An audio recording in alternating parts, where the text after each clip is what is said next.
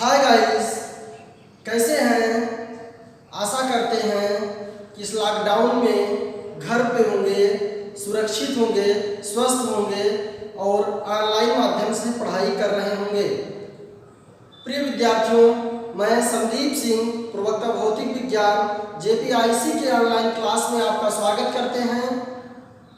Dear students, इसके पहले हम लोग प्रकाश का परावर्तन तथा अपवर्तन पाठ में गोलीय दर्पण द्वारा प्रतिबिंब का बनना सीख रहे थे, जिसमें हमने आपको 5 स्थितियां क्रमवार बता दिए थे। आज हम देखेंगे 6वीं स्थिति, जब वस्तु पोल और फोकस के बीच में रखी गई हो।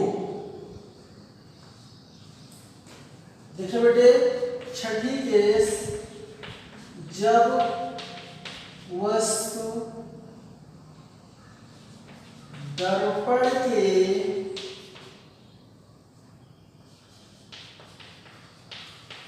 फोकस बिंदु और ध्रुव के बीच रखी हो। बेटे 6वीं स्थिति है और यह लास्ट स्थिति है। इसके पहले की 5 स्थिति इसके पहले वीडियो में आपको बताया गया है। ऐसे वे विद्यार्थी जो नहीं देखे हैं, आप उस वीडियो को जरूर देख लेंगे।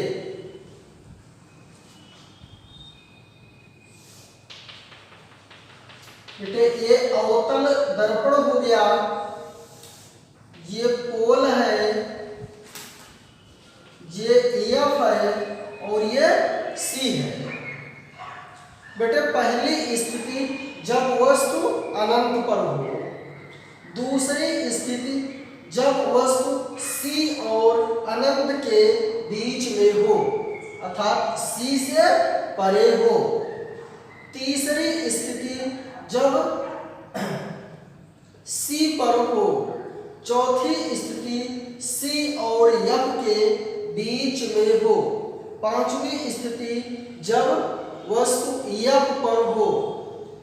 इन 5 स्थितियों का क्रमवार उल्लेख कर चुके हैं। आज 6वीं स्थिति है कि जब वस्तु फोकस और पोल के मध्य में होगी। देखिए बच्चों, ये हमने मान लिया ये कोई वस्तु है, ये कोई ऑब्जेक्ट है, ये कोई वस्तु है। अब आपको बताए थे किस प्रकार से हम किरण खींचते हैं।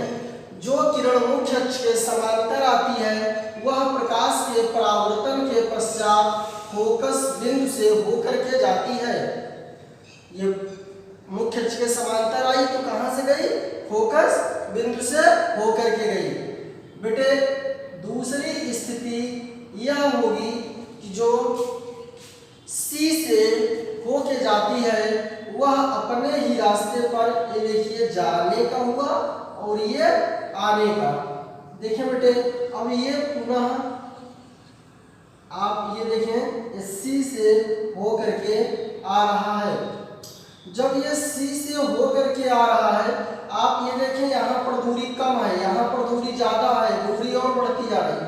तो बेटे जब ये देखें आप, यहाँ पर दूरी बढ़ती हुई जा रही है। जब दूरी बढ़ती हुई जा रही है, आपको ये रेखाएं बनाना नहीं है, ये वाली, ये आपको हम समझाने के लिए बताया है कि आप ये देखें, यहाँ पर इतना ही डिस्टेंस था, यहाँ पर और डिस्टेंस बढ़ गया, यहाँ पर और डिस्टेंस बढ़ गया। डिस्टेंस लगातार बढ़ती जा रही है। जब डिस्टेंस लगातार बढ़ती जा रही है तो आगे मिलने का कोई भी औचित्य नहीं है, कोई भी। अब इसको हम क्या करेंगे? बेटे पीछे की ओर बढ़ाते हैं। जब पीछे की ओर बढ़ाते हैं, यहाँ पर आप देख रहे हैं दोनों रेखाएं मिल रही हैं। आप ये देखें, यही क्या बन गया? प्रतिबिंब बन गया। क्या बन गया? प्रतिबिंब बन गया। ये क्या थी?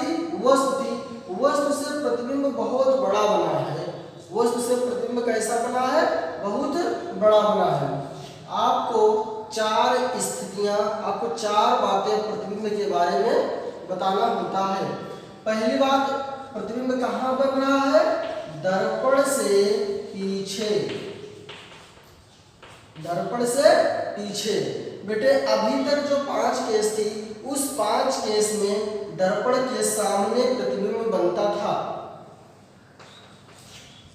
जो दूसरी स्थिति है, आप देखिए, आपको बताया था कि दर्पण वो ये वस्तु है और ये थोड़ा बहुत बड़ा है, वस्तु से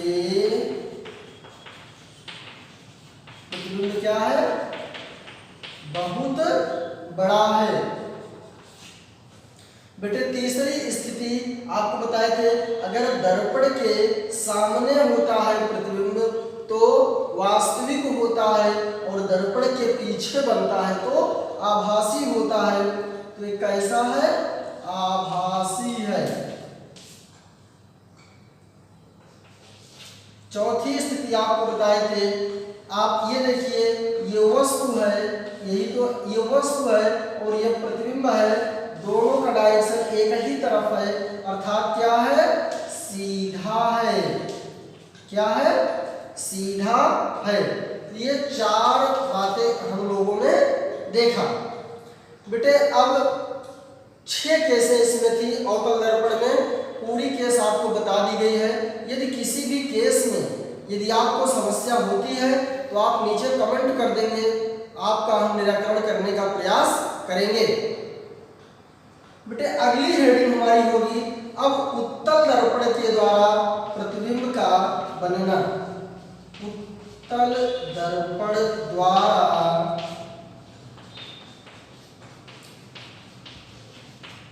प्रतिबिंब का बनना।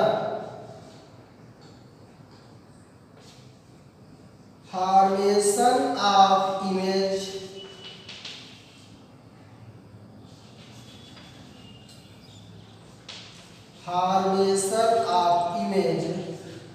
by convex mirror।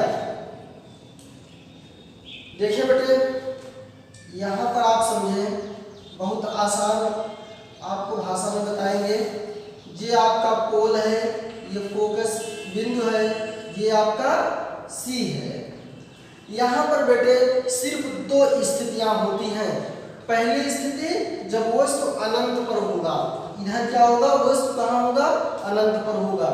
और दूसरी स्थिति जब वस्तु अनंत और पोल के बीच में होगा। जब वस्तु कहाँ होगा? अनंत और पोल के बीच में होगा। तो पहली स्थिति की डायरेक्ट बात करेंगे, जब वस्तु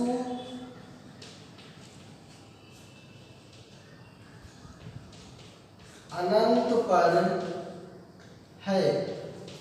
वस्तु कहाँ है? अनंत पर है। ये देखें बेटे, ये वस्तु कहाँ है? अनंत पर है।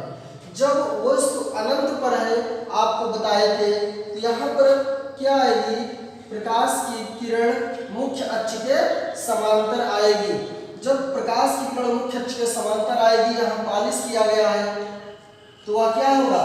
परावर्तन के पश्चात मुख्य फोकस बिंदु से आप ये देखें हो करके आती हुई प्रतीत होती है। इसी प्रकार से बेटे अगर यहाँ से भी आप बनाएंगे तो मुख्य अक्ष के समांतर आया, ये भी इस प्रकार से परावर्तित हो जाएगी और ये पीछे की ओर आप बढ़ाते हैं तो आप ये देखिए यहाँ पर कटान बिंदु मिल रहा है। जब यहाँ पर कटान बिंदु मिल गया, इसी प्रकार से यहाँ पर और भी किरणें ले सकते हैं। तो यहीं पर क्या बन गया? इमेज बन गया। इमेज कहाँ बना? फोकस बिंदु पर बना। तो पहला पॉइंट हो जाएगा फोकस बिंदु पर बना। प्रतिबिंब कहाँ बना? फोकस पर, फोकस बिंदु पर। दूसरा केस बेटे देखेंगे, जो प्रतिबिंब बना वो कैसा बना? बिंदु के आकार का बना। प्रतिबिंब कैसा बना? बिंदु के आकार का। बेटे तीसरी स्थिति देखेंगे, देखिए दर्पण के सामने तो बन नहीं रहा है, दर्पण के क्या बन रहा है, पीछे बन रहा है। तो कैसा होगा, आभासी प्रतिबिंब होगा। बेटा उत्तल दर्पण में सदैव आभासी प्रतिबिंब ही बनेगा। चौथी बात, जब बिंदु के आकार का है तो वहां पर उल्टा या सीधा का कोई मतलब नहीं होगा। No meaning of virtual and erect, उल्टा या सीधा का कोई भी मतलब नहीं होगा। उल्टा या सीधा का कोई मतलब नहीं होगा। ठीक बेटे, ये आपने देखा। अब हम इसमें दूसरी स्थिति देखेंगे। अब हम इसमें जो दूसरी स्थिति देखेंगे,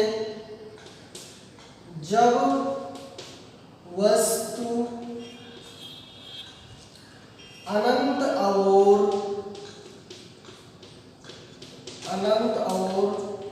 t के बीच हो। अब यहां पर वस्तु कहाँ रहेगी, अनंत और t के बीच में रहेगा। ये देखिए बेटे, ये कौन सा दर्पण हो गया, उत्तल दर्पण हो गया। ये आपका F हो गया, ये C हो गया। आपको हम बताए थे ये वक्रता केंद्र होता है, ये आपका पोल होता है, ये फोकस बिंदु होता है। पोल से वक्रता केंद्र के बीच की दूरी को वक्रता त्रिज्या कहते हैं और इसके मध्य बिंदु को फोकस बिंदु कहते हैं। देखिए बेटे, दूसरी स्थिति ये मान लीजिए ये ऑब्जेक्ट यहाँ पर है, तो आप ये देखें, मुख्य अक्ष के समांतर जो किरण आती है, आप जानते हैं कि वह कहाँ से होकर के जाती है, वह सदैव फोकस बिंदु से जाती हुई प्रतीत होती है। बेटे अभी तो कोई इमेज बना नहीं, क्योंकि जब दो परावर्तन के पश्चात दो किरणें कट करती हैं तो इमेज का फॉर्मेशन तभी होता है। आप ये देखें, दूसरे चार्ट से हम बना दे रहे हैं ताकि आप समझ पाए। ये वक्रता केंद्र से जा रही है, जो किरण वक्रता केंद्र पे जाती है वह अपने ही रास्ते पर सीधे वापस लौट आती है। जब ये वापस लौट आ रही है तो कट कहाँ कर रही है, यहाँ पर कट कर रही है। आप ये देखें, ये देखें, अगर ये ए बी है, ए डैश बी डैश, ये क्या है बेटे, ये वस्तु है, ये क्या बन गया, प्रतिबिंब बन गया। ये क्या बना, प्रतिबिंब, इमेज बन गया। आपको हम बताए हैं इमेज के बारे में 4 बातें हमको बतानी पड़ती है। पहली बात, इमेज कहाँ पर बन रहा है, तो इमेज पोल और फोकस बिंदु के बीच में बन रहा है।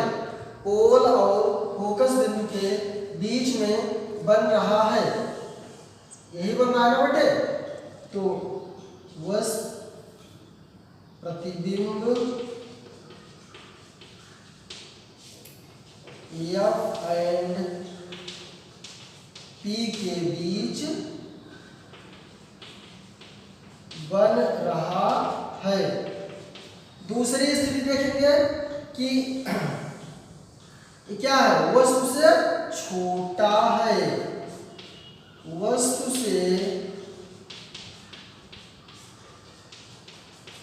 से छोटा है।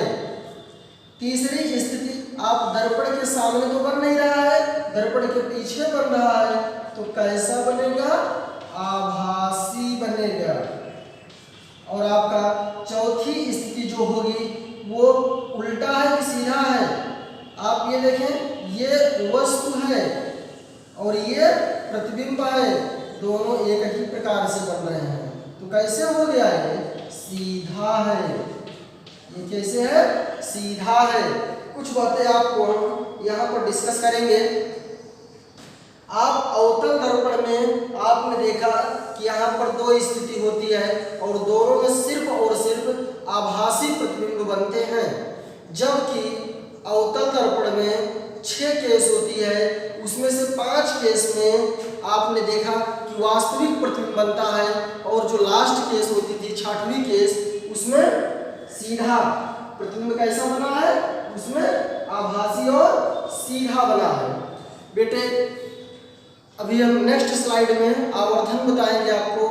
यहाँ पर थोड़ी जानकारी आप समझिए कि जब प्रतिबिंब सीधा बनेगा तो उस केस में जो यम का मान होगा वो पॉजिटिव हो जाएगा, जबकि और केस में निगेटिव ही रहेगा।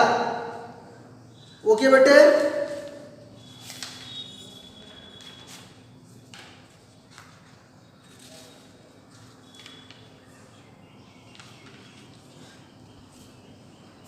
देखिए बेटे अब हम लोग दूरियां मापने के परिपाटी देखेंगे, चिन्ह को किस प्रकार से मापते हैं। प्रकाश में चिन्ह को मापने का नियम मोस्ट इंपॉर्टेंट, यह बहुत ही महत्वपूर्ण है, इसे चिन्ह परिपाटी नियम कहते हैं।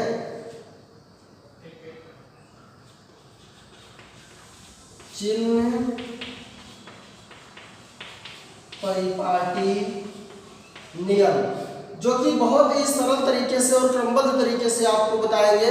यदि आप इसको समझ लेते हैं तो प्रकाश की 50% प्रॉब्लम आपकी सॉल्व हो जाती है।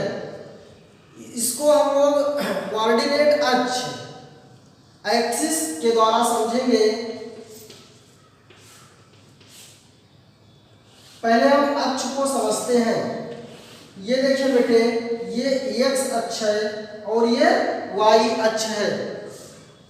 आप जानते हैं इस तरफ पॉजिटिव होता है और इस तरफ पॉजिटिव होता है, इस तरफ निगेटिव होता है और इस तरफ क्या होता है, निगेटिव होता है। अब पोल को हमको सदैव मूल बिंदु पर मानना है। पोल को कहाँ मानना है, सदैव मूल बिंदु पर मानना है। अब आप ये देखें, जैसे ये पोल हो गया, अब पोल के अगर हम इस तरफ जाएंगे तो पॉजिटिव होगा, और पोल के हम इस तरफ जाएंगे, ऊपर जाएंगे तो पॉजिटिव होगा, और पोल के हम बाएं साइड जाएंगे तो निगेटिव होगा। एक हम चित्र के माध्यम से समझते हैं। आप ये देखिए, ये कौन सा दर्पण है, अवतल दर्पण है, ये क्या है, पोल है। अब आप ये देखें, ये C है, ये आपका F है, ये आपका R है, और ये फोकस दूरी है, जिसका डिस्कस इसके पिछले लेक्चर में हम कर चुके हैं। यहाँ पर अब देखिए बेटे, यहाँ समझने योग्य बात है, जो R है वो कहाँ है, निगेटिव माइनस दिशा में है, तो सीधी सी मतलब हो जाएगी जो R होगा वो कैसा हो जाएगा, निगेटिव हो जाएगा। जो फोकस दूरी है वो किस अक्ष में है, निगेटिव अक्ष में है, कैसा हो जाएगा, वो भी कैसा हो जाएगा, निगेटिव हो जाएगा। तो इस प्रकार से इस तरफ की जो भी, चाहे वो वस्तु रहेगा चाहे इमेज रहेगा, उसकी दूरी अगर इस तरफ रहेगी तो निगेटिव रहेगा। ये एक बात और आप समझें, मान लीजिए अगर कोई वस्तु इस प्रकार से है, तो ये पॉजिटिव दिशा में है, इसकी जो लंबाई होगी वो पॉजिटिव होगी, लंबाई इसकी कैसी होगी, पॉजिटिव होगी। यदि ये कोई इमेज है, जब ये इमेज है, इमेज को अगर इस दिशा में है तो किस अक्ष में, निगेटिव अक्ष में जा रही है। अब इसकी लंबाई कैसी होगी, वो ऋणात्मक होगी, ऋणात्मक हो जाएगी ना।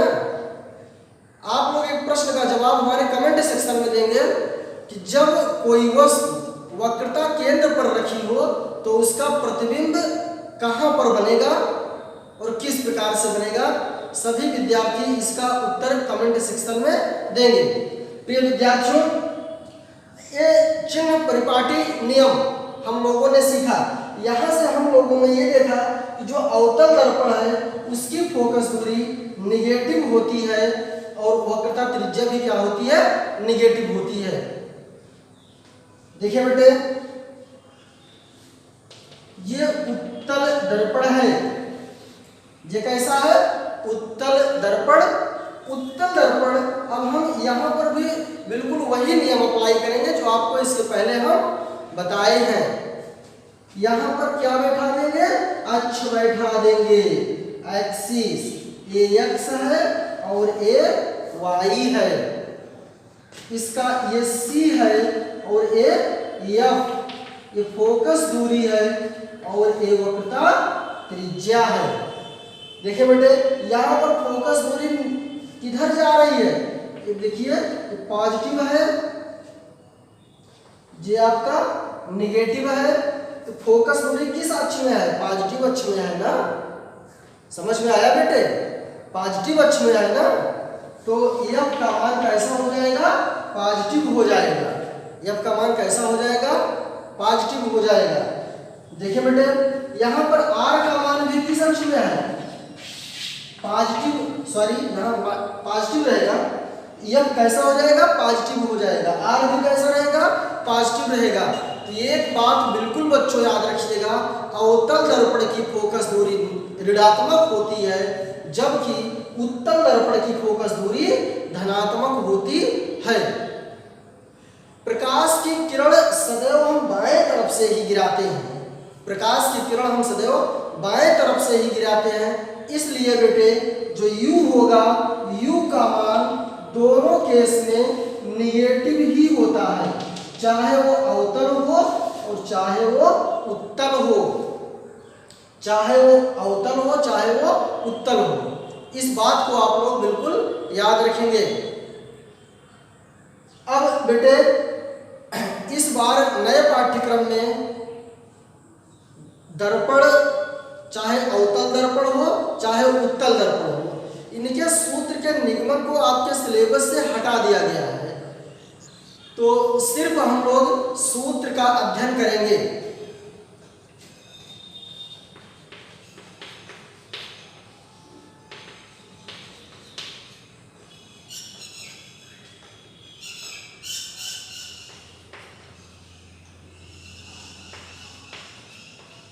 बेटे, अवतल दर्पण का सूत्र, इसको आप किस प्रकार से कह सकते हैं? फोकस दूरी, वस्तु की दूरी और प्रतिबिंब की दूरी में संबंध भी कह सकते हैं। Relation between focal distance and object distance and image distance. बेटे, हमको सिर्फ सूत्र जानना है। एक बात आप ये समझ लें कि चाहे अवतल होगा और चाहे उत्तल होगा, दोनों के लिए सूत्र वही रहेगा, अर्थात सूत्र में किसी प्रकार का परिवर्तन नहीं होगा। अवतल दर्पण हो या उत्तल दर्पण का सूत्र, अर्थात आपसे प्रश्न में यह पूछे कि फोकस दूरी और वस्तु की दूरी, प्रतिबिंब की दूरी में क्या संबंध होगा।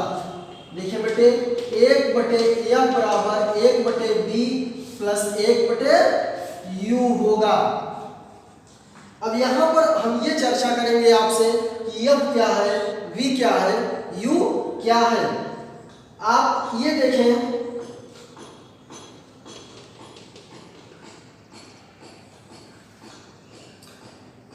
ये हमने कौन सा दर्पण लिया बेटे?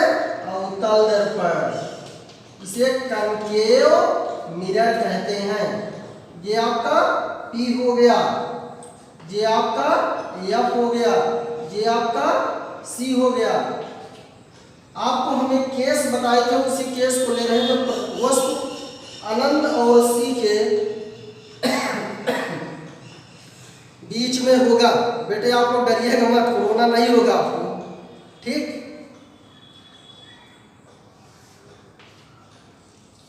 आप ये देखें, आपको बताए थे पहली किरण, जो किरण मुख्य अक्ष के समांतर जाती है, वह परावर्तन के पश्चात फोकस बिंदु से सदैव होकर के आती है।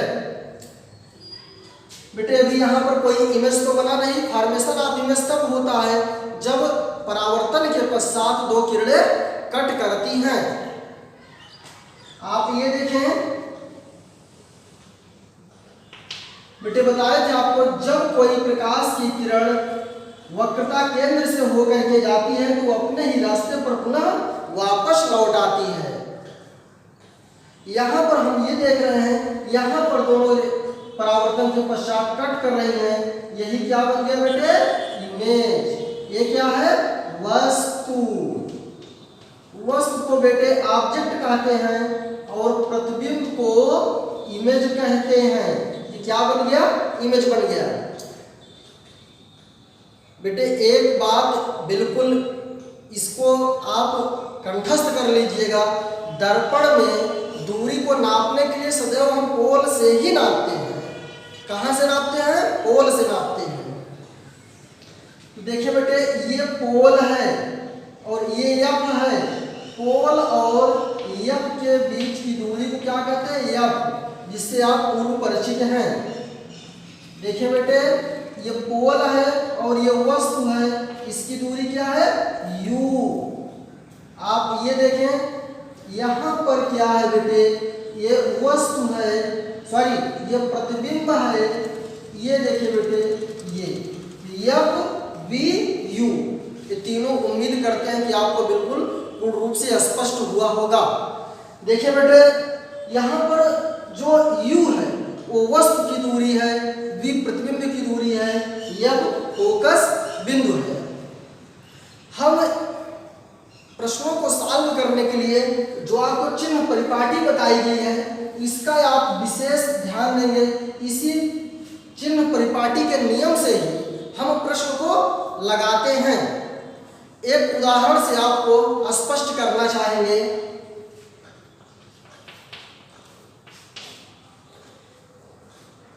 आप लोग प्रश्न को हम ब्लैक बोर्ड पर नहीं लिखेंगे, आप लोग अपनी कॉपी में लिख लीजिएगा, तत्पश्चात देख करके आप उसको लगाने का प्रयास करिएगा। एक अवतल दर्पण जिसकी फोकस दूरी 20 सेंटीमीटर है। अब ध्यान दें बेटे, एक अवतल दर्पण जिसकी फोकस दूरी क्या है? 20 सेंटीमीटर है। यदि कोई वस्तु दर्पण के ध्रुव से 10 सेंटीमीटर की दूरी पर रखी जाती है तो प्रतिबिंब की स्थिति बताइए। प्रश्न को एक बार आप फिर सुनिए। एक अवतल दर्पण की फोकस दूरी 20 सेंटीमीटर है। यदि कोई वस्तु 10 सेंटीमीटर की दूरी पर रखी जाती है तो प्रतिबिंब की स्थिति बताइए। अब देखिए बेटे यहाँ क्या दिया है? अवतल दर्पण है। कौन सा दर्पण है? अवतल दर्पण। अवतल दर्पण की जो फोकस दूरी होती है आपको हम बताए थे निगेटिव होती है, तो यह का मान क्या होगा? -20 सेंटीमीटर। बेटे एफ का मान क्या होगा? -20 सेंटीमीटर। और प्रश्न में दूसरी बात कहा है कि दर्पण के ध्रुव से वस्तु की दूरी 10 सेंटीमीटर की दूरी पर है। u बराबर -10 सेंटीमीटर। बेटे u तो हमेशा निगेटिव में लेंगे, आपको बता दिए हैं कि इसके अनुसार से चिन्ह परिपाटी के नियम से। अब दर्पण के सूत्र से आप ये देखें, अभी आपको सूत्र बताया गया 1/f बराबर 1/v प्लस 1/u। इस सूत्र में ये मान रख दिया जाएगा। यहाँ पर बेटे ये देखें 1/20, ये v हो गया, ये प्लस हो गया, ये -10 हो गया। एक बात समझिएगा बेटे, यहाँ पॉजिटिव चिन्ह है और यहाँ निगेटिव चिन्ह है। पॉजिटिव और निगेटिव चिन्हों का जब मल्टीप्लाई होता है, जब उनका गुणा होता है तो वहाँ पर क्या मिलता है? निगेटिव चिन्ह मिलता है। इसलिए ये क्या हो जाएगा बेटे? निगेटिव हो जाएगा। अब हमको ज्ञात क्या करना है? 1/v का, हमको v का मान चाहिए। तो बेटे देखें 1/20, इसको पक्षांतर कर देंगे तो ये प्लस 1/10 हो जाएगा, यहाँ 1/v हो जाएगा। अब ये तो सिंपल से एक भिन्न हो गया, आप लोग कक्षा 4 और 5 में पढ़ चुके हैं। 20 और 10 का एलसीएम 20, 20 एक कम 20, 1 एक कम 1, यहाँ 1 लिख देंगे, यहाँ माइनस चिन्ह है, यहाँ माइनस चिन्ह लगा देंगे, जो चिन्ह रहेगा वही चिन्ह लगा देंगे। यहाँ पॉजिटिव है तो पॉजिटिव लगा देंगे। 10 दूनी 20, 2 एकम 2। देखिए बेटे, अब ये आपका -1 हो गया, यहाँ +2 हो गया। अब -1 में से जो +2, 2 में से 1 घटेगा तो 1 आएगा, और बड़ी संख्या के सामने का चिन्ह लिया जाता है, इसलिए क्या होगा 1/20। इसको ऐसे लिख सकते हैं 1/b बराबर 1/20। बेटा b को भी ऊपर ले जाएंगे तो 20 को भी ऊपर ले जाएंगे, b बराबर 20 सेंटीमीटर। b बराबर क्या आ गया 20 सेंटीमीटर हो गया। अब आप एक बात ध्यान देंगे बेटे, यहाँ पर पॉजिटिव चिन्ह क्या दर्शा रहा है। अगर b का मान पॉजिटिव आया है, अभी उत्तल दर्पण में बताया था कि पॉजिटिव तो इधर होता है, क्यों बेटे, पॉजिटिव तो इधर होता है, तो पॉजिटिव चिन्ह ये दर्शा रहा है कि दर्पण के पीछे प्रतिबिंब बनेगा, दर्पण के पीछे बनेगा। और जब दर्पण के पीछे बनेगा अवतल दर्पण में, तो प्रतिबिंब कैसा होगा, आभासी होगा, सीधा होगा। यहाँ पर कहाँ बनेगा बेटे, दर्पण के पीछे, दर्पण के पीछे बनेगा। और जब दर्पण के पीछे बनेगा तो कैसा होगा, वो आभासी होगा और सीधा होगा। आज का आप लोगों का जो होमवर्क है, आप लोग अवतल दर्पण के द्वारा जो 6 स्थितियों का प्रतिबिंब का सूत्र, प्रतिबिंब का जो किरण आरेख बनवाया गया है, उसको आप अपनी नोटबुक में बनाएंगे। और यदि कहीं कोई समस्या होगी तो आप नीचे कमेंट बॉक्स में कमेंट करेंगे। आपके कमेंट को हम बिल्कुल गंभीरतापूर्वक लेते हैं, इसलिए आप कमेंट करेंगे तो आपकी समस्या का समाधान करने का प्रयास करेंगे। Thank you very much. Hi guys, कैसे हैं? आशा करते हैं कि इस लॉकडाउन में घर पे होंगे, सुरक्षित होंगे, स्वस्थ होंगे और ऑनलाइन माध्यम से पढ़ाई कर रहे होंगे। प्रिय विद्यार्थियों, मैं संदीप सिंह, प्रवक्ता भौतिक विज्ञान जेपीआईसी के ऑनलाइन क्लास में आपका स्वागत करते हैं। डियर स्टूडेंट्स, इसके पहले हम लोग प्रकाश का परावर्तन तथा अपवर्तन पाठ में गोलीय दर्पण द्वारा प्रतिबिंब का बनना सीख रहे थे, जिसमें हमने आपको 5 स्थितियां क्रमवार बता दिए थे। आज हम देखेंगे 6वीं स्थिति, जब वस्तु पोल और फोकस के बीच में रखी गई हो। देखिए बेटे, 6ठी केस, जब वस्तु दर्पण के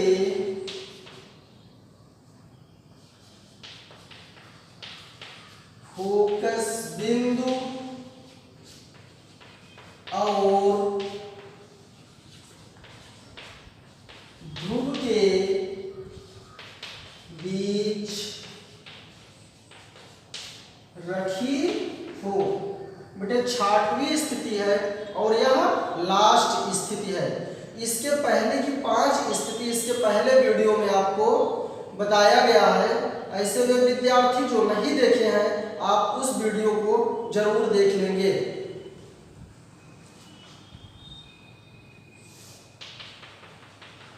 बेटे ये अवतल दर्पण हो गया, ये पोल है,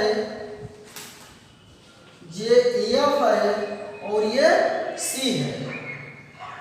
बेटे पहली स्थिति जब वस्तु अनंत पर हो, दूसरी स्थिति जब वस्तु C और अनंत के बीच में हो अर्थात C से परे हो, तीसरी स्थिति जब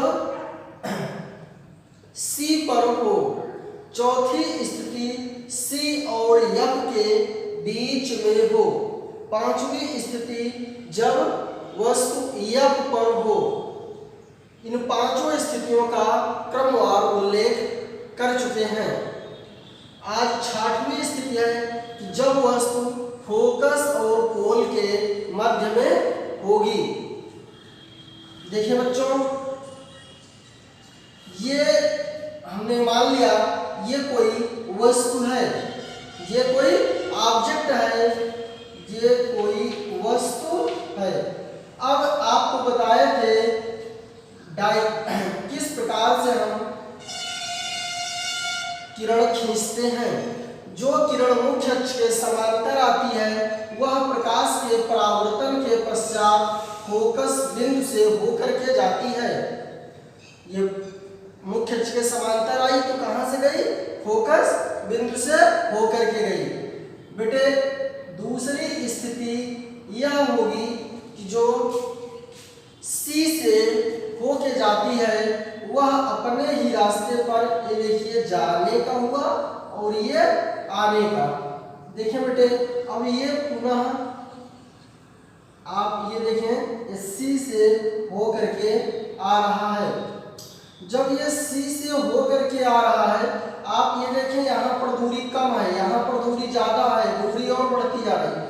तो बेटे जब ये देखें आप यहाँ पर दूरी बढ़ती हुई जा रही है, जब दूरी बढ़ती हुई जा रही है आपको ये रेखाएं बनाना नहीं है, ये वाली, ये आपको हम समझाने के लिए बताया है कि आप ये देखें यहाँ पर इतना ही डिस्टेंस था, यहाँ पर और डिस्टेंस बढ़ गया, यहाँ पर और डिस्टेंस बढ़ गया, डिस्टेंस लगातार बढ़ती जा रही है। जब डिस्टेंस लगातार बढ़ती जा रही है तो आगे मिलने का कोई भी औचित्य नहीं है, कोई भी। अब इसको हम क्या करेंगे बेटे, पीछे की ओर बढ़ाते हैं। जब पीछे की ओर बढ़ाते हैं यहाँ पर आप देख रहे हैं दोनों रेखाएं मिल रही हैं। आप ये देखें यही क्या बन गया? प्रतिबिंब बन गया। क्या बन गया? प्रतिबिंब बन गया। ये क्या थी? वस्तु थी। वस्तु से प्रतिबिंब बहुत बड़ा बना है। वस्तु से प्रतिबिंब कैसा बना है? बहुत बड़ा बना है। आपको चार स्थितियां, आपको चार बातें प्रतिबिंब के बारे में बताना होता है। पहली बात, प्रतिबिंब कहाँ पर बना है? दर्पण से पीछे। दर्पण से पीछे। बेटे अभी तक जो 5 केस थी उस 5 केस में दर्पण के सामने प्रतिबिंब बनता था। जो दूसरी स्थिति है, आप देखिए आपको बताया था कि दर्पण वो ये वस्तु है और ये बड़ा बहुत बड़ा है। वस्तु से प्रतिबिंब क्या है? बहुत बड़ा है। बेटे तीसरी स्थिति आपको बताए थे, अगर दर्पण के सामने होता है प्रतिबिंब तो वास्तविक होता है और दर्पण के पीछे बनता है तो आभासी होता है। तो ये कैसा है? आभासी है। चौथी स्थिति आपको बताए थे, आप ये देखिए ये वस्तु है, यही तो ये वस्तु है और ये प्रतिबिंब है, दोनों का डायरेक्शन एक ही तरफ है, अर्थात क्या है? सीधा है। क्या है? सीधा है। ये चार बातें हम लोगों ने देखा। बेटे अब 6 केसें इसमें थी अवतल दर्पण में, पूरी केस आपको बता दी गई है। यदि किसी भी केस में यदि आपको समस्या होती है तो आप नीचे कमेंट कर देंगे, आपका हम निराकरण करने का प्रयास करेंगे। बेटे अगली हेडिंग हमारी होगी अब उत्तल दर्पण के द्वारा प्रतिबिंब का बनना।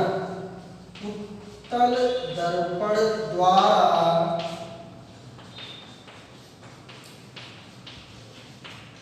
प्रतिबिंब का बनना।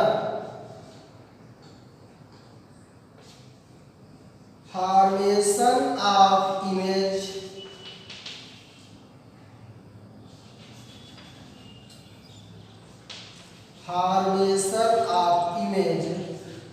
by convex mirror। देखिए बेटे यहाँ पर आप समझें, बहुत आसान आपको भाषा में बताएंगे। ये आपका पोल है, ये फोकस बिंदु है, ये आपका C है।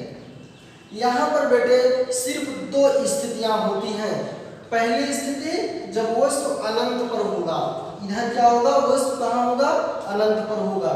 और दूसरी स्थिति जब वस्तु अनंत और पोल के बीच में होगा, जब वस्तु कहाँ होगा, अनंत और पोल के बीच में होगा। तो पहली स्थिति की डायरेक्ट बात करेंगे, जब वस्तु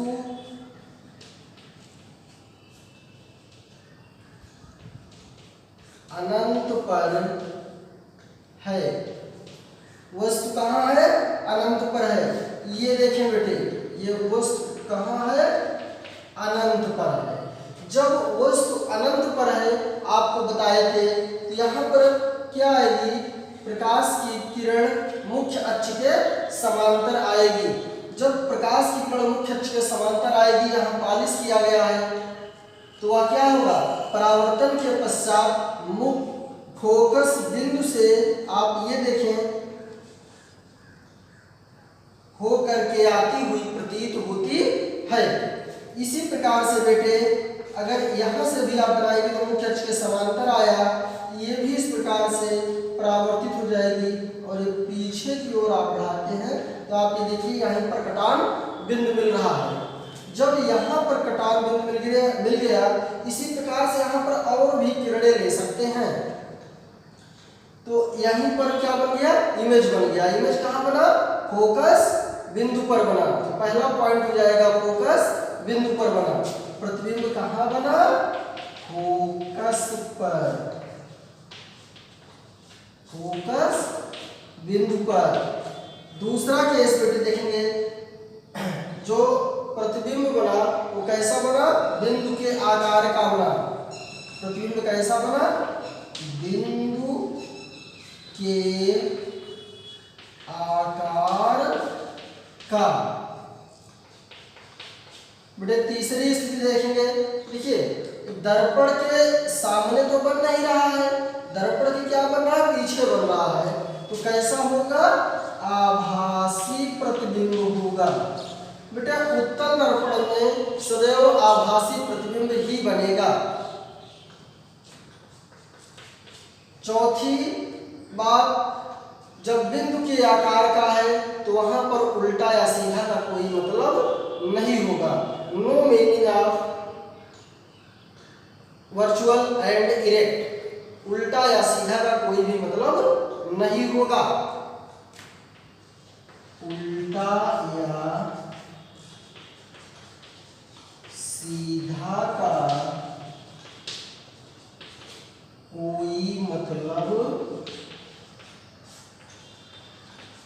नहीं होगा। ठीक बेटे, ये आपने देखा। अब हम इसमें दूसरी स्थिति देखेंगे। अब हम इसमें जो दूसरी स्थिति देखेंगे, जब वस्तु अनंत और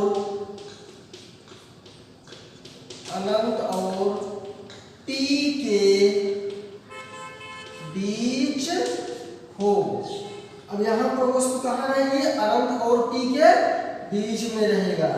ये देखें बेटे, ये कौन सा दर्पण हो गया, उत्तल दर्पण हो गया। ये आपका एफ हो गया, ये सी हो गया। आपको हम बताए थे ये वक्रता केंद्र होता है, ये आपका पोल होता है, ये फोकस बिंदु होता है। पोल से वक्रता केंद्र की बीच की दूरी को वक्रता त्रिज्या कहते हैं, और इसके मध्य बिंदु को फोकस बिंदु कहते हैं। देखिए बेटे, दूसरी स्थिति ये मान लीजिए ये ऑब्जेक्ट यहाँ पर है, तो आप ये देखें मुख्य अक्ष के समांतर जो किरण आती है, आप जानते हैं कि वह कहाँ से होकर के जाती है, वह सदैव फोकस बिंदु से जाती हुई प्रतीत होती है। बेटे अभी तो कोई इमेज बना नहीं, क्योंकि जब दो परावर्तन के पश्चात दो किरणें कट करती हैं तो इमेज का फॉर्मेशन तभी होता है। आप ये देखें, दूसरे चार्ट से हम बना दे रहे हैं ताकि आप समझ पाए। ये वक्रता केंद्र से जा रही है, जो किरण वक्रता केंद्र पे जाती है वह अपने ही रास्ते पर सीधे वापस लौट आती है। जब ये वापस लौट आ रही है तो कट कहाँ कर रही है, यहाँ पर कट कर रही है। आप ये देखें, ये देखें, अगर ये ए बी है, ए डैश बी डैश, ये क्या है बेटे, ये वस्तु है, ये क्या बन गया, प्रतिबिंब बन गया। ये क्या बना, प्रतिबिंब, इमेज बन गया। आपको हम बताए हैं इमेज के बारे में 4 बातें हमको बतानी पड़ती है।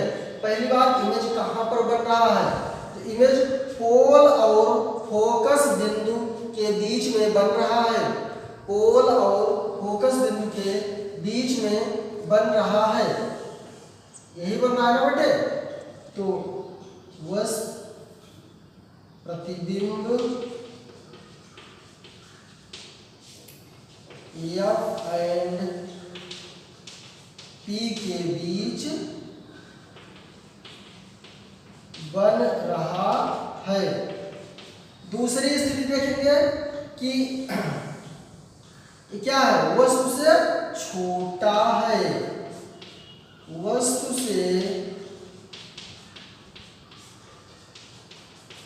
से छोटा है।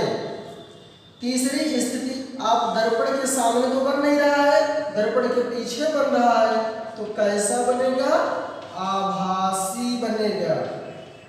और आपका चौथी स्थिति जो होगी वो उल्टा है कि सीधा है। आप ये देखें, ये वस्तु है और ये प्रतिबिंब है, दोनों एक ही प्रकार से बन रहे हैं, तो कैसे हो गया, ये सीधा है। ये कैसे है, सीधा है। कुछ बातें आपको हम यहाँ पर डिस्कस करेंगे। आप अवतल दर्पण में आपने देखा कि यहाँ पर 2 स्थिति होती है और दोनों में सिर्फ और सिर्फ आभासी प्रतिबिंब बनते हैं, जबकि अवतल दर्पण में 6 केस होती है, उसमें से 5 केस में आपने देखा कि वास्तविक प्रतिबिंब बनता है, और जो लास्ट केस होती थी 6वां केस, उसमें सीधा प्रतिबिंब कैसा बना है, उसमें आभासी और सीधा बना है। बेटे अभी हम नेक्स्ट स्लाइड में आवर्धन बताएंगे आपको। यहाँ पर थोड़ी जानकारी आप समझिए कि जब प्रतिबिंब सीधा बनेगा तो उस केस में जो यम का मान होगा वो पॉजिटिव हो जाएगा, जबकि और केस में निगेटिव ही रहेगा। ओके बेटे,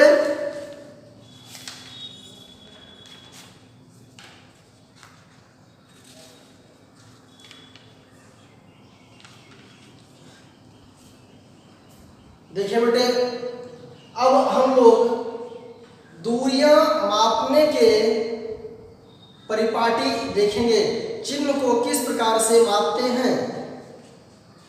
प्रकाश में चिन्ह को मापने का नियम मोस्ट इंपॉर्टेंट, यह बहुत ही महत्वपूर्ण है, इसे चिन्ह परिपाटी नियम कहते हैं।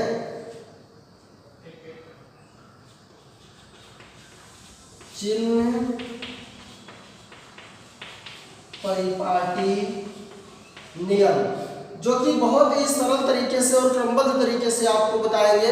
यदि आप इसको समझ लेते हैं तो प्रकाश की 50% प्रॉब्लम आपकी सॉल्व हो जाती है। इसको हम लोग कोऑर्डिनेट अक्ष एक्सिस के द्वारा समझेंगे। पहले हम अक्ष को समझते हैं। ये देखिए बेटे, ये एक्स अक्ष है और ये वाई अक्ष है। आप जानते हैं इस तरफ पॉजिटिव होता है और इस तरफ पॉजिटिव होता है, इस तरफ निगेटिव होता है और इस तरफ क्या होता है, निगेटिव होता है। अब पोल को हमको सदैव मूल बिंदु पर मानना है। पोल को कहाँ मानना है, सदैव मूल बिंदु पर मानना है। अब आप ये देखें, जैसे ये पोल हो गया, अब पोल के अगर हम इस तरफ जाएंगे तो पॉजिटिव होगा, और पोल के हम इस तरफ जाएंगे, ऊपर जाएंगे तो पॉजिटिव होगा, और पोल के हम बाएं साइड जाएंगे तो निगेटिव होगा। एक हम चित्र के माध्यम से समझते हैं। आप ये देखिए, ये कौन सा दर्पण है? अवतल दर्पण है। ये क्या है? कोल है।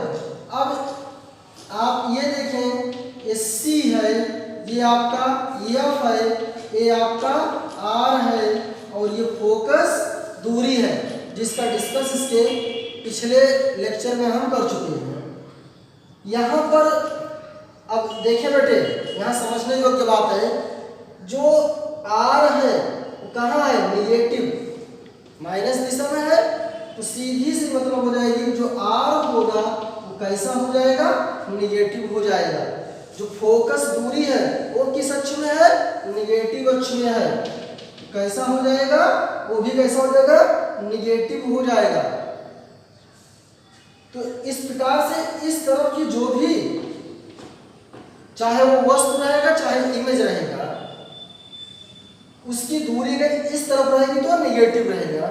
ये एक बात और आप समझें, मान लीजिए अगर कोई वस्तु इस प्रकार से है, तो ये पॉजिटिव दिशा में है, इसकी जो लंबाई होगी वो पॉजिटिव होगी। लंबाई इसकी कैसी होगी? पॉजिटिव होगी। यदि ये कोई इमेज है, जब ये इमेज है, इमेज को अगर इस दिशा में है तो किस अक्ष में? निगेटिव अक्ष में जा रही है।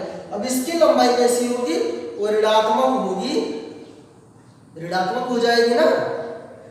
आप लोग एक प्रश्न का जवाब हमारे कमेंट सेक्शन में देंगे कि जब कोई वस्तु वक्रता केंद्र पर रखी हो तो उसका प्रतिबिंब कहाँ पर बनेगा और किस प्रकार से बनेगा। सभी विद्यार्थी इसका उत्तर कमेंट सेक्शन में देंगे। प्रिय विद्यार्थियों, ये चिन्ह परिपाटी नियम हम लोगों ने सीखा। यहाँ से हम लोगों ने ये देखा कि जो अवतल दर्पण है उसकी फोकस दूरी निगेटिव होती है और वक्रता त्रिज्या भी क्या होती है? निगेटिव होती है। देखिए बेटे, ये उत्तल दर्पण है। ये कैसा है? उत्तल दर्पण। उत्तल दर्पण, अब हम यहाँ पर भी बिल्कुल वही नियम अप्लाई करेंगे जो आपको इसके पहले हम बताए हैं। यहाँ पर क्या बैठा देंगे? अक्ष बैठा देंगे, एक्सिस। ये x है और ये y है। इसका ये C है और ये F, ये फोकस दूरी है और ये वक्रता त्रिज्या है। देखिए बेटे, यहाँ पर फोकस दूरी किधर जा रही है? ये देखिए, ये पॉजिटिव है, ये आपका निगेटिव है। तो फोकस दूरी किस अक्ष में है? पॉजिटिव अक्ष में है ना। समझ में आया बेटे? पॉजिटिव अक्ष में है ना। तो F का मान कैसा हो जाएगा? पॉजिटिव हो जाएगा। F का मान कैसा हो जाएगा? पॉजिटिव हो जाएगा। देखिए बेटे, यहाँ पर R का मान भी किस अक्ष में है? पॉजिटिव, सॉरी यहाँ पॉजिटिव रहेगा। F कैसा हो जाएगा? पॉजिटिव हो जाएगा। R भी कैसा रहेगा? पॉजिटिव रहेगा। तो एक बात बिल्कुल बच्चों याद रखिएगा, अवतल दर्पण की फोकस दूरी ऋणात्मक होती है, जबकि उत्तल दर्पण की फोकस दूरी धनात्मक होती है। प्रकाश की किरण सदैव हम बाएं तरफ से ही गिराते हैं। प्रकाश की किरण हम सदैव बाएं तरफ से ही गिराते हैं। इसलिए बेटे, जो U होगा, U का मान दोनों केस में निगेटिव ही होता है, चाहे वो अवतल हो और चाहे वो उत्तल हो। चाहे वो अवतल हो चाहे वो उत्तल हो। इस बात को आप लोग बिल्कुल याद रखेंगे। अब बेटे, इस बार नए पाठ्यक्रम में दर्पण, चाहे अवतल दर्पण हो चाहे उत्तल दर्पण हो, इनके सूत्र के निगमन को आपके सिलेबस से हटा दिया गया है। तो सिर्फ हम लोग सूत्र का अध्ययन करेंगे।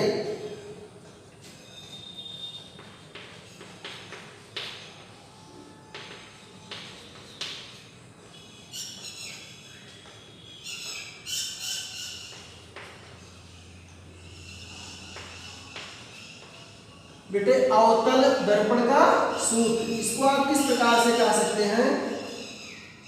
फोकस दूरी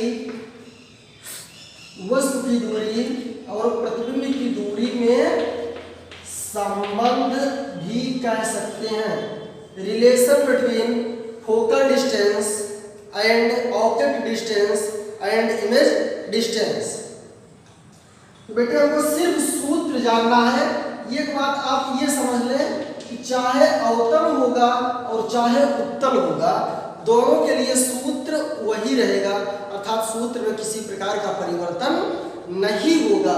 अवतल दर्पण हो या उत्तल दर्पण का सूत्र, अर्थात आपसे प्रश्न में यह पूछे कि फोकस दूरी और वस्तु की दूरी प्रतिबिंब की दूरी में क्या संबंध होगा। देखिए बेटे 1/f बराबर 1/b प्लस 1/u होगा। अब यहाँ पर हम ये चर्चा करेंगे आपसे कि f क्या है, v क्या है, u क्या है। आप ये देखें,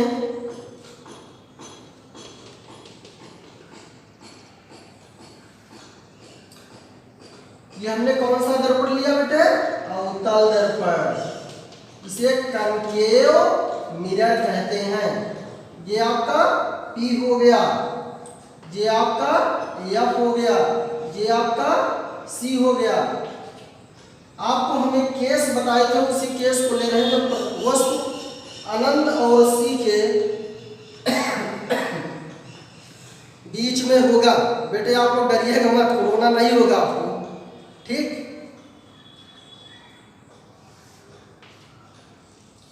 आप ये देखें, आपको बताए थे पहली किरण, जो किरण मुख्य अक्ष के समांतर जाती है वह परावर्तन के पश्चात फोकस बिंदु से सदैव होकर के आती है। बेटे अभी यहाँ पर कोई इमेज तो बना नहीं। फॉर्मेशन ऑफ इमेज तब होता है जब परावर्तन के पश्चात दो किरणें कट करती हैं। आप ये देखें बेटे, बताए थे आपको जब कोई प्रकाश की किरण वक्रता केंद्र से होकर के जाती है तो अपने ही रास्ते पर पुनः वापस लौट आती है। यहाँ पर हम ये देख रहे हैं, यहाँ पर दोनों परावर्तन के पश्चात कट कर रही हैं। यही क्या बन गया बेटे, इमेज। ये क्या है, वस्तु। वस्तु को बेटे ऑब्जेक्ट कहते हैं और प्रतिबिंब को इमेज कहते हैं। ये क्या बन गया, इमेज बन गया। बेटे एक बात बिल्कुल इसको आप कंठस्थ कर लीजिएगा, दर्पण में दूरी को नापने के लिए सदैव हम पोल से ही नापते हैं। कहाँ से नापते हैं, पोल से नापते हैं। तो देखिए बेटे ये पोल है और ये एफ है। पोल और एफ के बीच की दूरी को क्या कहते हैं, एफ, जिससे आप पूर्व परिचित हैं। देखिए बेटे ये पोल है और ये वस्तु है, इसकी दूरी क्या है, u। आप ये देखें यहाँ पर क्या है बेटे, ये वस्तु है, सॉरी ये प्रतिबिंब है। ये देखिए बेटे ये f v u, ये तीनों उम्मीद करते हैं कि आपको बिल्कुल पूर्ण रूप से स्पष्ट हुआ होगा। देखिए बेटे यहाँ पर जो u है वो वस्तु की दूरी है, v प्रतिबिंब की दूरी है, f फोकस बिंदु है। हम प्रश्नों को सॉल्व करने के लिए जो आपको चिन्ह परिपाटी बताई गई है इसका आप विशेष ध्यान देंगे। इसी चिन्ह परिपाटी के नियम से ही हम प्रश्न को लगाते हैं। एक उदाहरण से आपको स्पष्ट करना चाहेंगे।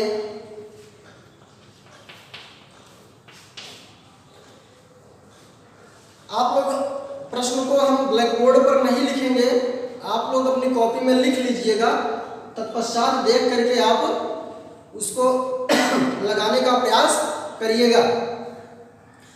एक अवतल दर्पण जिसकी फोकस दूरी 20 सेंटीमीटर है। अब ध्यान दें बेटे, एक अवतल दर्पण जिसकी फोकस दूरी क्या है, 20 सेंटीमीटर है। यदि कोई वस्तु दर्पण के ध्रुव से 10 सेंटीमीटर की दूरी पर रखी जाती है तो प्रतिबिंब की स्थिति बताइए। प्रश्न को एक बार आप फिर सुनिए। एक अवतल दर्पण की फोकस दूरी 20 सेंटीमीटर है, यदि कोई वस्तु 10 सेंटीमीटर की दूरी पर रखी जाती है तो प्रतिबिंब की स्थिति बताइए। अब देखिए बेटे, यहाँ क्या दिया है, अवतल दर्पण है। कौन सा दर्पण है, अवतल दर्पण। अवतल दर्पण की जो फोकस दूरी होती है आपको हम बताए थे निगेटिव होती है, तो यह का मान क्या होगा, -20 सेंटीमीटर। बेटे एफ का मान क्या होगा, -20 सेंटीमीटर। और प्रश्न में दूसरी बात कहा है कि दर्पण के ध्रुव से वस्तु की दूरी 10 सेंटीमीटर की दूरी पर है, u बराबर -10 सेंटीमीटर। बेटे u तो हमेशा निगेटिव में लेंगे, आपको बता दिए हैं कि इसके अनुसार से चिन्ह परिपाटी के नियम से। अब दर्पण के सूत्र से आप ये देखें, अभी आपको सूत्र बताया गया 1/f बराबर 1/v प्लस 1/u। इस सूत्र में ये मान रख दिया जाएगा। यहाँ पर बेटे ये देखें 1/20, ये v हो गया, ये प्लस हो गया, ये -10 हो गया। एक बात समझिएगा बेटे, यहाँ पॉजिटिव चिन्ह है और यहाँ निगेटिव चिन्ह है। पॉजिटिव और निगेटिव चिन्हों का जब मल्टीप्लाई होता है, जब उनका गुणा होता है तो वहाँ पर क्या मिलता है, निगेटिव चिन्ह मिलता है। इसलिए ये क्या हो जाएगा बेटे, निगेटिव हो जाएगा। अब हमको ज्ञात क्या करना है, 1/v का, हमको v का मान चाहिए। तो बेटे देखें 1/20, इसको पक्षांतर कर देंगे तो ये प्लस 1/10 हो जाएगा, यहाँ 1/v हो जाएगा। अब ये तो सिंपल से एक भिन्न हो गया, आप लोग कक्षा 4 और 5 में पढ़ चुके हैं। 20 और 10 का एलसीएम 20, 20 एक कम 20, एक एक कम 1, यहाँ 1 लिख देंगे, यहाँ माइनस चिन्ह है, यहाँ माइनस चिन्ह लगा देंगे, जो चिन्ह रहेगा वही चिन्ह लगा देंगे। यहाँ पॉजिटिव है तो पॉजिटिव लगा देंगे। 10 दूनी 20, 2 एक कम 2। देखिए बेटे, अब ये आपका -1 हो गया, यहाँ +2 हो गया। अब -1 में से जो +2, 2 में से 1 घटेगा तो 1 आएगा, और बड़ी संख्या के सामने का चिन्ह लिया जाता है, इसलिए क्या होगा 1/20। इसको ऐसे लिख सकते हैं 1/b बराबर 1/20। बेटा b को भी ऊपर ले जाएंगे तो 20 को भी ऊपर ले जाएंगे, b बराबर 20 सेंटीमीटर। b बराबर क्या आ गया, 20 सेंटीमीटर हो गया। अब आप एक बात ध्यान देंगे बेटे, यहाँ पर पॉजिटिव चिन्ह क्या दर्शा रहा है। अगर b का मान पॉजिटिव आया है, अभी उत्तल दर्पण में बताया था कि पॉजिटिव तो इधर होता है, क्यों बेटे, पॉजिटिव तो इधर होता है, तो पॉजिटिव चिन्ह ये दर्शा रहा है कि दर्पण के पीछे प्रतिबिंब बनेगा, दर्पण के पीछे बनेगा। और जब दर्पण के पीछे बनेगा अवतल दर्पण में, तो प्रतिबिंब कैसा होगा, आभासी होगा, सीधा होगा। यहाँ पर कहाँ बनेगा बेटे, दर्पण के पीछे, दर्पण के पीछे बनेगा। और जब दर्पण के पीछे बनेगा तो कैसा होगा, वो आभासी होगा और सीधा होगा। आज का आप लोगों का जो होमवर्क है, आप लोग अवतल दर्पण के द्वारा जो 6 स्थितियों का प्रतिबिंब का सूत्र, प्रतिबिंब का जो किरण आरेख बनवाया गया है, उसको आप अपनी नोटबुक में बनाएंगे। और यदि कहीं कोई समस्या होगी तो आप नीचे कमेंट बॉक्स में कमेंट करेंगे। आपके कमेंट को हम बिल्कुल गंभीरतापूर्वक लेते हैं, इसलिए आप कमेंट करेंगे तो आपकी समस्या का समाधान करने का प्रयास करेंगे। Thank you very much.